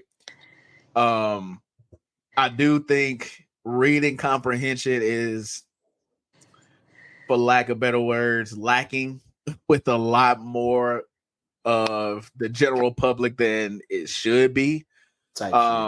Because there were albums being thrown out there where one is not specifically just an R&B or hip hop list, it's of all genres. And so it requires you to be a little bit open-minded to different sounds and styles of music to actually, have appreciation for some of the albums that were on this list. And so I wanted to ask y'all, one, should a Lil Wayne album be on the top 100 albums list of just albums and just music in general? And two, I love it. That's awesome. I'm about to. You got to be. He said, I'm about to. And two, do you have a problem with this particular list? So you can start with the Lil Wayne portion first. Let me ask you a question. Does Lil Wayne have an album that is more impactful and is better than Take Care? Oh, yes. Okay. Oh, and I know why he said that, because I already know we kind of had the discussion on Twitter, but I wanted to bring it to the podcast. I know what album he's going to say should have probably, I won't say absolutely, but has an argument for being on this list. Me personally, and this is why I feel like lists are good, because they create a dialogue, and then lists are also bad because you can see the short-sightedness in people. Do I think he has an album better than Take Care? Objectively, no. However, if it was personal preference, I do feel like he has an album that should have made the list. I'll put it that way. I respect that. And the only reason I asked you that is because, like this go back to the classic discussion, right? Like people talking about, does he have a classic, right? Like, I think consensus would tell you his two albums, dude, guys, a classic. And I say they classics because people debate either or. It's Take Care and Nothing Was the Same, right? Like, that's just, those are two albums that people constantly debate which are his favorites. I think if you have that debate, then you have two classic albums. I think that's just how I would quantify that. Now, with that being said, Lil Wayne, I think we can all agree, Carter 2, his best project as an album. I don't think Mars would agree. Personally, no, my personal favorite is Carter 2, but I do think that the one objectively more widespread is Carter 3. Carter 3 is the one that I would put on that list. Exactly. For impact, right? Like, because when Carter 3 dropped $1 million a week, he dropped $1 million at the end of that week. That shit was like pure impact. That's when Lil Wayne was literally the biggest artist in the world. Keyword artist, not just just rapper. Exactly. He was bigger than Ye at that point. Lil Wayne was at the top of the mountain. Right? Like, and I think impactfully that album created a wave of whatever the hell we got from 2008 between 2010. Right? Like, it was a lot of albums that sounded and that were impacted off of that. Now, I would probably put that album on there over Take Care, personally. Like, and that don't mean I think that album's better than Take Care, but like for where it stands in history of like putting hip hop in a conversation with a lot of white artists, and like that was Lil Wayne's true crossover. Right? Like that's when white people was really like, oh, Lil Wayne. I love Lil Wayne. Right. Like I think consensus Carter 2 is like black people. Yo, this is the like I know for me when that shit dropped, it was that. It was Game Urban changer. Legend. Like it was Carter 2, Urban Legend, and something else dropped within that same year. But like I think Late Registration maybe. But there was a lot of shit that dropped that year, and like I got the Carter 2 CD in my car right now. Like that's where I view that album for me. So that's why I asked that question, because I'm like, impactfully, I think you got to I would have put a Wayne album over Drake. Absolutely. Okay. Because without Carter 3, there wouldn't be no Drake, bro. Okay. Exactly. I'm not mad at it. I see the I see the argument for Carter 3, because again, like you said, hottest artist in what was that 2000? Well, that was 2008, right? I just looked it up. It's 2005. Carter 3 was so Carter 2 or Carter 3? Oh, Carter 2. Carter 2, my bad. Yeah, Carter 3 was 2008. Yeah. So I'm speaking about Carter 3. So Carter 3, I said I know what Mars is going to say, because he was still in St. Louis at the time, and the buzz around this nigga's album coming out was unlike, and it was white hot, and so had everybody jumping on the Millie beat, making their own version. He had, June 10th, Jay and all of that shit. Like I remember I think we bought the CD from Vintage Vinyl. I think we both went the same day and copped the CD. You know what I'm saying? So I can see the argument for that, because impact wise, it turned Wayne into a mega star. Yeah. Absolutely. Can I ask one more question? Yeah, go ahead. And this ain't even about Lil Wayne. How many Kanye albums was on that list? Shit, I don't think none. I don't know. One. Which one? It was just one. I think it was My Beautiful Dark Twisted Fantasy. It was. Yeah, you're right. Because I don't remember all of the list. I do remember seeing bits and pieces. But I remember the shit that stood out. Yeah. That was my biggest gripe. It was artists that needed multiple albums on there, and I think that they tried to space it out more when they should have really been giving niggas a rank. Because it's like, bro, it's like a handful of Stevie albums. It's a handful of Prince albums. Bro, it's a handful. We're talking greatest albums of all time. Like, let's be real. But I get what they was doing in that regard. And then I was telling Mars, I'm like, then they picked the wrong album from some discographies. Like, right, because we could have did an artist. I know why Thriller is on that list. You don't think Thriller is his best album? For a list, not your personal favorite. For a list, fam, you wouldn't say. I might have gone with Off the Wall. Look at my personal favorite. That's my personal favorite. But Thriller is so big of an album, bro. Look at the singles off Thriller. I know. Look at the singles off Thriller. Yeah, them shit's crazy. It is no way you could put any of like Thriller should have been. I'm with you, bro. I'm with you because like it's not my personal favorite Mike album, but like when you look at the singles on that mug, it is impossible. Those are some of the biggest songs of all time. Then using that same argument, how does My Beautiful Dark Twisted Fantasy is one of my favorite albums in general. How does that album make it? But again, wrong.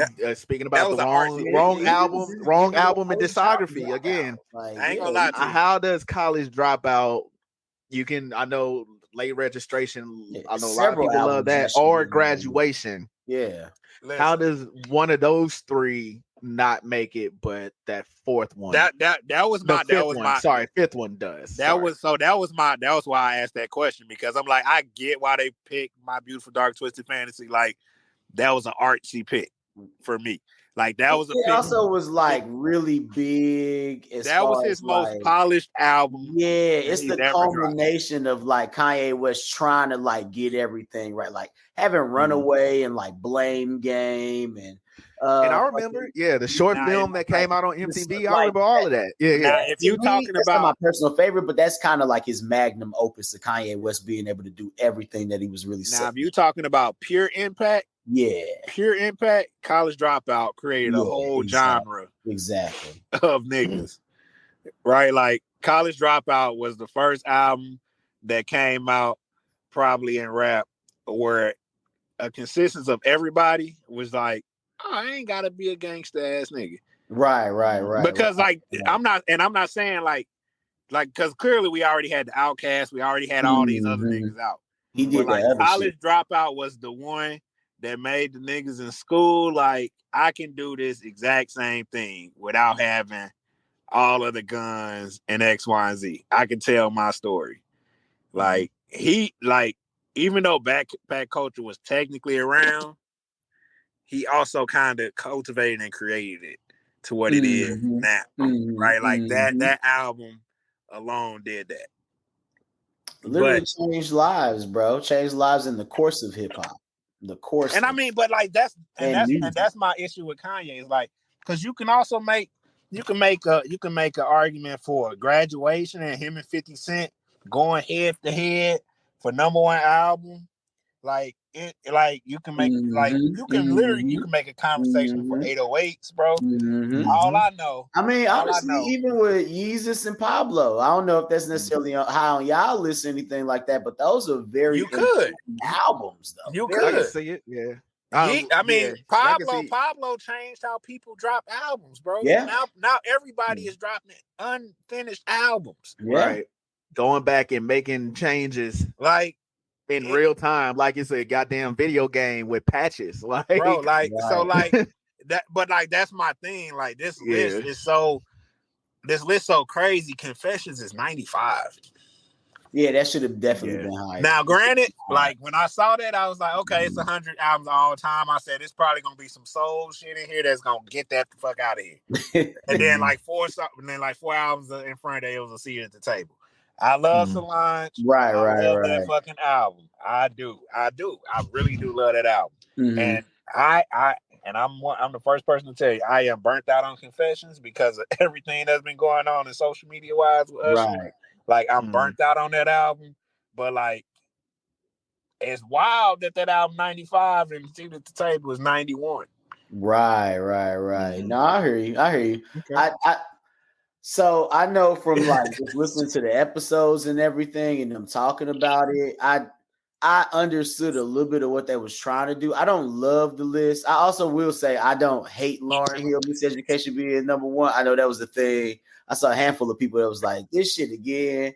But honestly, very important album. I would have rather it been. I would have rather it been Thriller. But I get what they were doing because I like listened to the editorial team talk about it.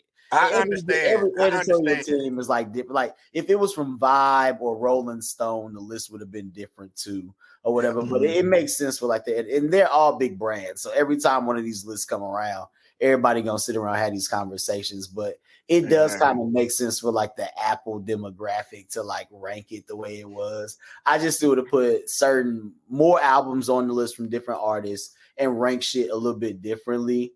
But like honestly, outside of the Miseducation getting over Thriller for the top 10, I could slick live with it, bro. I ain't gonna hold you.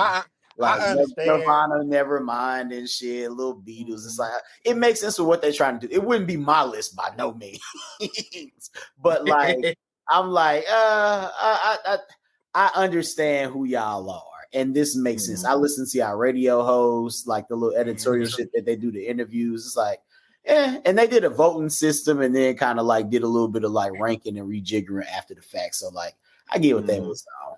Lauryn Hill should definitely put out more music, but Miseducation of Lauryn Hill being like listen, number one is definitely crazy, but where that album was the biggest fucking thing in '99, bro. She was the first album, bro. Like hip hop album to get album of the year. She got like 12 Grammys. Yeah, she got like the most Grammys in one night, or like I Shit get was it, silly. and trust me, I used to like.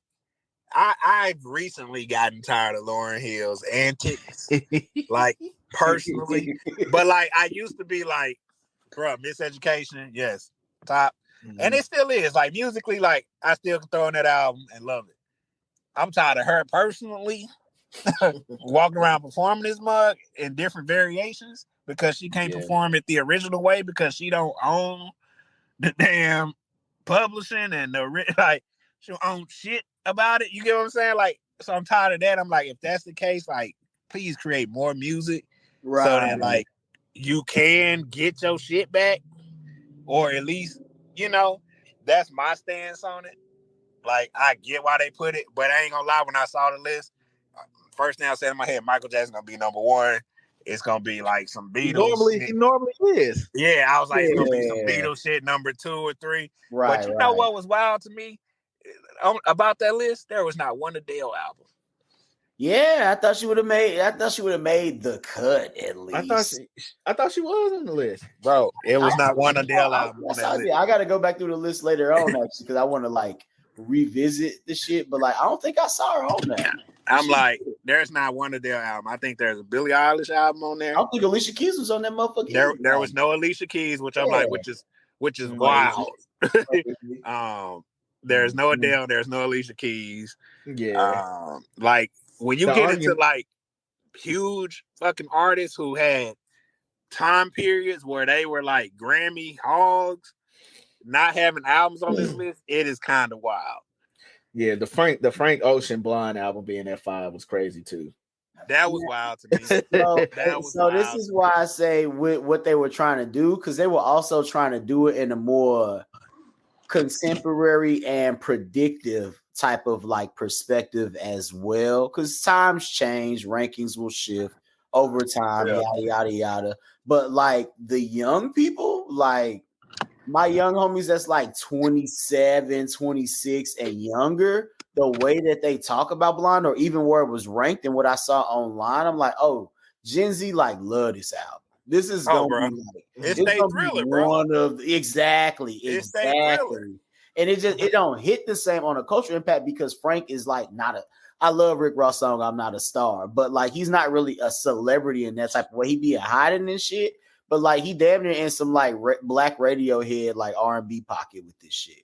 And that's going to be a big deal in like 20, 30 years. So I think that album will hold. It was surprising that it was ranked that high to me personally. But when I heard them say like, they didn't also just want to like kind of be old and predictive or whatever, but also really take into consideration. And Gen Z is like a big demographic now too. The largest of all time. So it's kind of one of them things where it's like, oh yeah, like let's actually not be probably like stuffy old heads and like think about where Billie Eilish fits into this shit because like she gonna be around for a minute. So let's be right. Let's be wrong today to be right later. Type shit. I'll tell you. Can we talk about some people we are happy that was on the list? Yeah, because I'm super happy that they put Mary J. Blige on that list. Yeah, I like that a lot. Yeah. For sure. Because like she does not like when it comes to like R&B and history and R&B, she does not always get the love for the classic albums that she put out. Because that My Life album, bro, that's like my comfort album, bro. Yeah. Like for sure. I just so a couple of years ago was like the 25th anniversary. It's hard to find, but I'm trying to find this vinyl. They did like a 25th anniversary edition. It could be 30th. It could be 30th down there at this point. But yeah, bro, it's an all blue vinyl. It's got a crazy booklet up in it, all type of shit. I'm trying to find that motherfucker G because it looks special. And that's a very special album. Yeah. Like what? For sure. I'm super happy that she got love on that. I'm happy Tyler was on there. Yeah. But that's one of them ones. Like he really kind of the future. Yeah. He's probably going to slide in, and that would be the craziest thing. But I've talked to a couple of people about it, and like Tyler could be the next Drake. He like not Drake, but like as far as being that big of an artist, he still has a lot more that he could climb up. And that nigga really is Baby Pharrell. And if he could crack that code and get them commercial hits, them radio hits off, he got everything else. He got the clothes. He be doing fucking movie soundtracks. He said he got that from Pharrell. He did the Grinch shit. After Pharrell, I think he did like a DreamWorks movie or whatever. It's like, oh, that's just like pal, bro. And he's so young. He our age. He like a little bit younger than us. So it's like, oh, he can really do some shit. And he rap about life too. So his music will age well because he's being himself in those moments in time. And that be the thing once again about the Drake shit. It's like it feels so like temporary with a lot of his music and like so in the moment. But like the stuff that you really go back and listen to, because Drake, I think his catalog has a lot of shit where you go back and like remember where you were at a moment in time. But that's what happens with a big hit song. But like from talking to people like fans over the years and having debates and shit, niggas be like, I don't be going back and like feeling much when I go back and listen to music. Yeah. That's I think Tyler is a type of nigga that like can make you feel a particular thing as well. Mm-hmm. Yeah. I would agree, man. And like, I mean, that's a good way to put it because I definitely go back to Drake songs and I'm more of like, man, these was good times. Right. Yeah, for sure. And that's what music is supposed to do. Like it's supposed to trigger something. It's supposed to make you feel like it evokes emotion and bring you back to a time where like, oh, I know what I was going through, what I was doing during this time. Like it's supposed to do that. And so that's crazy. That's crazy, bro. Like that was a real time revelation. Right, exactly. And what's crazy is like those were some good surprising joints that you mentioned, but they were so high on the list. I'm going back and scrolling through the list now. It's pretty standard of what you would probably have in like an all genre greatest albums of all time list. You got a Pac album in there, you got a Sade, you got Velvet Underground on some Andy Warhol shit. Bad Bunny got one, of course. He's Bad Bunny. Madonna, Eminem. Mary is decent at 86. I would have ranked her a little higher, but like we black, the editorial team is not all niggas. Erykah Badu's got one on there. Janet Jackson, D'Angelo on there. Yeah. Mm-hmm. Like niggas might like debate about which album from that catalog, but I think that's why I'm like, if they rank the artists, that would be a lot different. Pink Floyd, Led Zeppelin, Miles Davis, David Bowie, Dr. Dre. Like, oh, Adele is on there. Adele at 21 at number 15. Oh, okay. Yeah. So bam. So everything is kind of like standard when it comes to that. I think it just is more about the ranking, but to kind of go back to the earlier stuff that we were talking about, Jay White, as far as like just people kind of like educating themselves and like getting a little more hip on like broadening their scope of taste.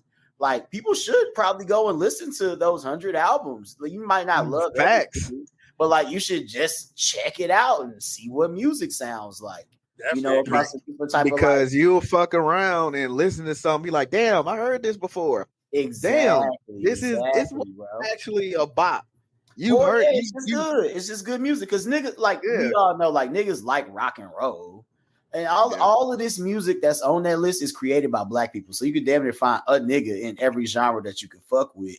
But just even understanding it, like, oh, okay, this is what the Beatles sound like. I ain't saying that niggas should like everything. You like right. Just because it's the name. But just simply trying something, you don't know what you will like. I saw 9 Inch Nails is on there. Some fucking hood baby or a motherfucking really polished Taylor Swift motherfucker might want to get that rage out one day and listen to a 9 Inch Nails album.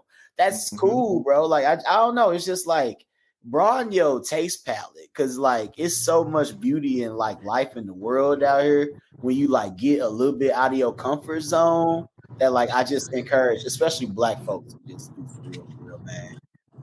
And I think that I even think that stands with genres that people already listen to. Like if you listen to rap and you never listened to a Tribe Called Quest album, right, go listen to it, bro. Yeah.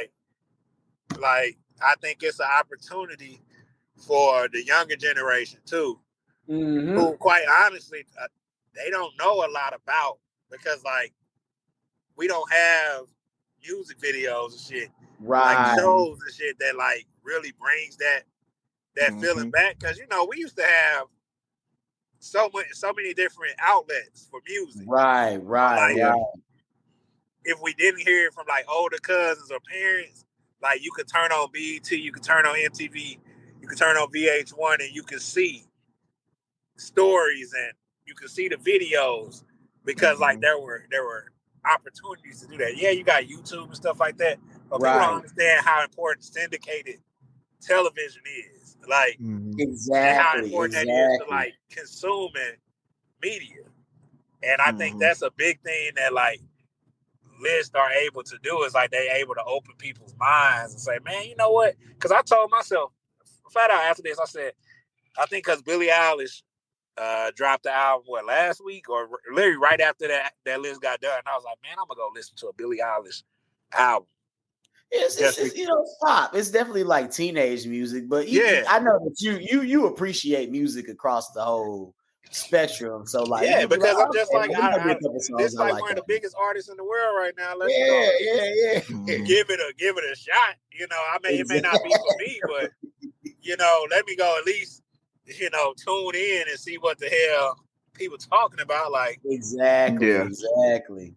Yeah, for sure. So you can understand them conversations when the Grammys come on and you like, man, what the hell going on? It's like you ain't never listened to none of the albums. Like I ain't never listened to Beck. Hey. But apparently he that dude. Maybe I should. Jay White, he was going how we like do our path to self-discovery and shit. I definitely used to have all the magazines, nigga. I was the nigga with the complexes early on. Niggas facts. Getting joned on back end of it. Niggas like, hey, let me see that complex. I'm like, bam, but I was just a magazine having nigga. I had Spin magazine, the Blender, Rolling Stone. Yeah, exactly. I would just, I just like music and like, some cool pictures and shit. But like those like formative years as a teenager are just so really good and like, shaping your taste palette, shaping like, what you're into and shit like that. I just started going outside a lot. Like they didn't really always go to the rock shows with me, but I had to go check out my favorite band, bro. That shit was pretty cool, like, and that's a little vibe, but that stuff kind of starts at that area. And like how you were saying, the kids don't really have that right now. Like the TV programming didn't really set up that way. I be talking to some friends about like trying to do that and like see what that might even look like as an experiment. But that's like a lot of complexities with it nowadays because so many contracts are sewn up, so many copyright issues, and so much shit like that where it's like you can't really just do it the way that they used to do it, even with like the TV shows back in the 90s or whatever, or music and all that stuff, because of contract issues. So it's like it's kind of fucked up for artists for real, because I don't think niggas can be as creative. But I do think like bringing back those third spaces for young people could open up a lot for that. Like it's crazy that there are like no fucking like teenage like boy bands and girl bands that's really like killing it right now. Like the kids are like you have to kind of listen to Sexy Red. yeah. It's like damn. That's you're teenagers, it's a little cussing music or whatever. You might play it at homecoming, but like that is the dominant sound.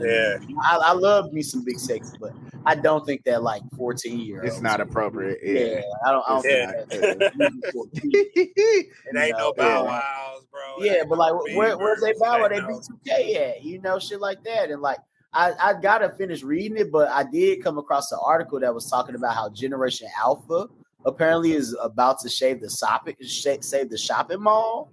Like I guess young kids like really like hanging at the mall again, but probably because they so bored of being on their screens, like they actually craving like physical interaction again. Yeah, all of this shit like goes in cycles and all of that. But yeah, you're right, bro. Like the kids just kind of need a little bit more structure and stuff to do. Because like just being on that screen all day, we really gonna be living in a Black Mirror society in no time. Yeah. Bro, it's crazy. That's a whole nother podcast, bro. Yeah. The media mugs had access to back then. Yeah. Right.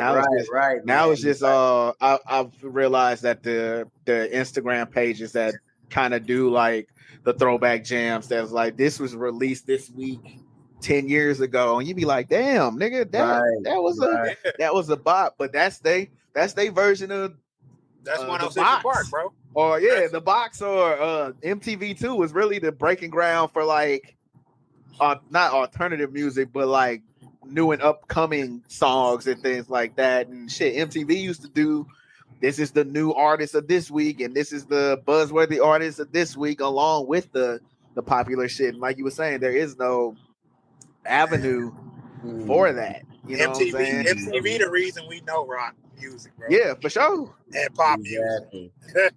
For sure. These channels had everything, bro. Like I remember. they used to. Yeah, go ahead. I was gonna say I remember when it was a big deal that NSYNC came on 106 Park, bro. Yeah, that's the crossover right there. Like that's the crossover. Because that damn Celebrity album was a R&B album, nigga. Yeah, it was. It really was. Yeah. But low key, the pop groups were low key R&B groups. Yeah, if you go back and listen to their songs, you can picture an R&B group singing these songs, bro. They was just white men. Yeah, and they were playing on the hormones of white girls, and blew up. Most, like you said, black producers were the ones putting the songs together and writing the songs. Exactly. And the white boy bands were just the face of it. You know what I'm saying? But the niggas was jamming too, man. But it was jams. They spent the 60s, bro. They spent the 60s. Yeah, exactly. They spent the 60s. That's what they did. So like shit, it's, the black people found out, hey, I'm writing the songs, that's where the money at. Right. Exactly. So real fucking shit. But hey, man. Yeah, man. So I appreciate y'all boys, jumping on. Go ahead and tell them where they can follow y'all. Go ahead, Mars.